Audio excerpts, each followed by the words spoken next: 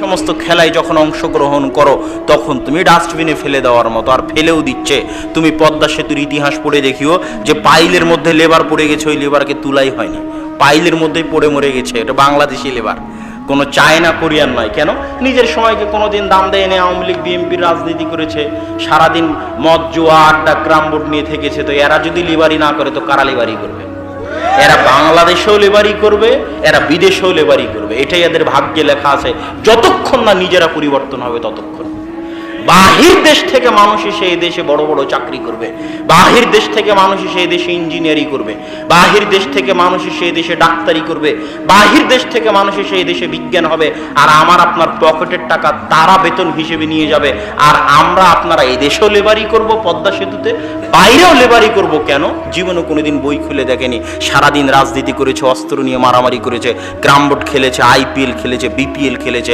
এরা চিরজীবন লেবারি করবে যতক্ষণ না পরিবর্তন হবে। তোমার সময়ের মূল্য আছে যুবক।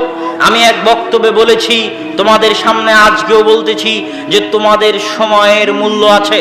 তুমি বগুড়ায় বাস করো এই কথা ভুল, তুমি দুয়ারপাড়ায় হামিদপুরে বাস করো এই কথা ভুল। মানুষ কোনো জায়গায় বাস করে না, জায়গা তো জায়গার মতোই থাকে। 1000 বছর আগে এই জায়গা এমনই ছিল, 1000 বছর পরে এই জায়গা এমনই থাকবে, এমনই থাকবে। এই জায়গার কোনো পরিবর্তন হবে না, এর উপরেই কিয়ামত কায়েম হয়ে যাবে। অথচ এই জায়গাতে মানুষ আসছে চলে যাচ্ছে। তাহলে মানুষ জায়গায় থাকে না, মানুষ সময়ে আসতেছে, সময়ে যাচ্ছে। তোমার জন্ম থেকে তোমার মৃত্যু পর্যন্ত যে সময়টা, এই সময়ের মধ্যে তুমি বাস করো।